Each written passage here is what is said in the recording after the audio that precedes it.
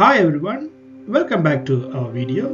In this video we will learn a couple of examples where we will use the discriminant function to determine the roots for quadratic equation. So the first equation, find the discriminant and hence the number of real roots of this particular function. If I rewrite this equation, I'm going to write like x squared, I'm going to write 1x squared plus 8x plus 15.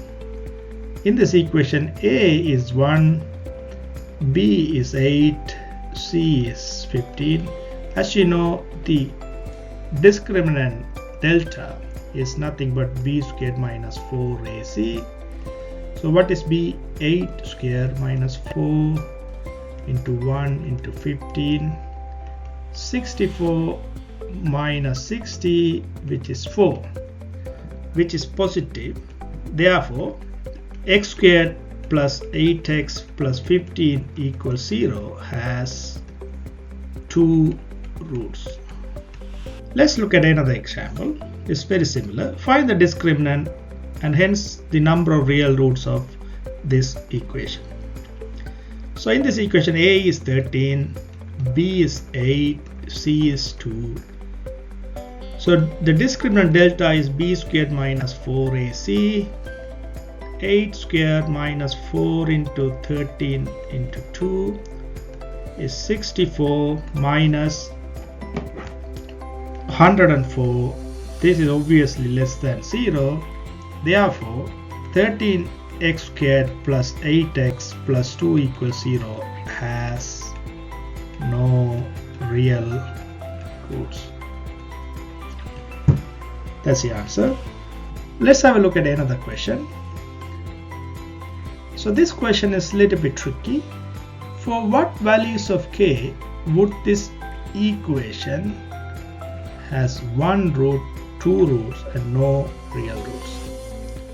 So in this equation, a, the coefficient of x squared is k minus 6 over 5.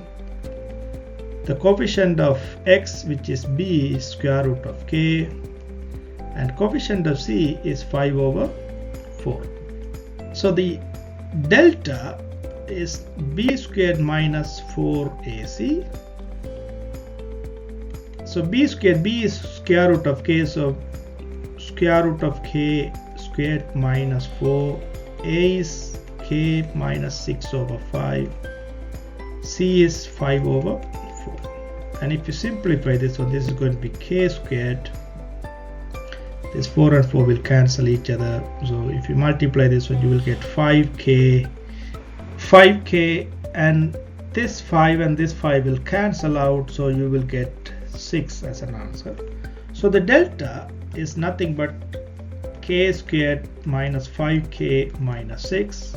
If you factorize this one, k minus 6 and k plus 1. Now, if you want to have one root, delta must be equal to 0. So k minus 6 and k plus 1 equal to 0, which means k equal to 6 or k equal minus 1. So that is for answer for one root. And for two roots, delta should be greater than 0.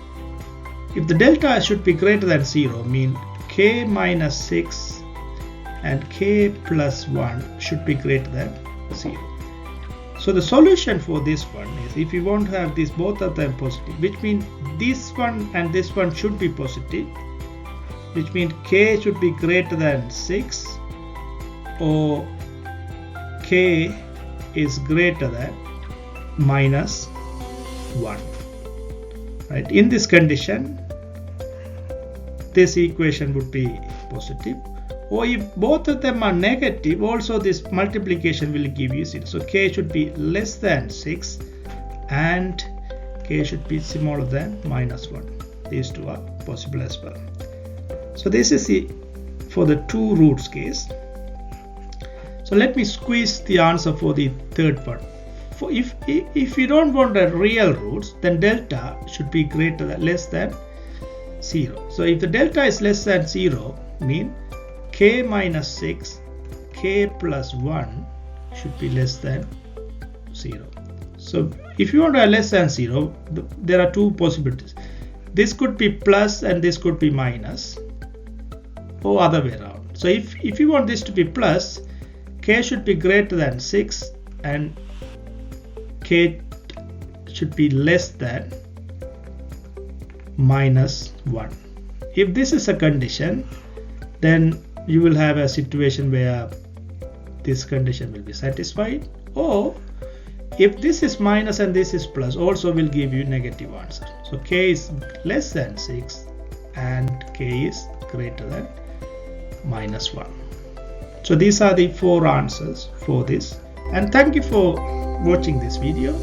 In the next video we will learn how to factorize a quadratic equation. Thank you. Bye bye.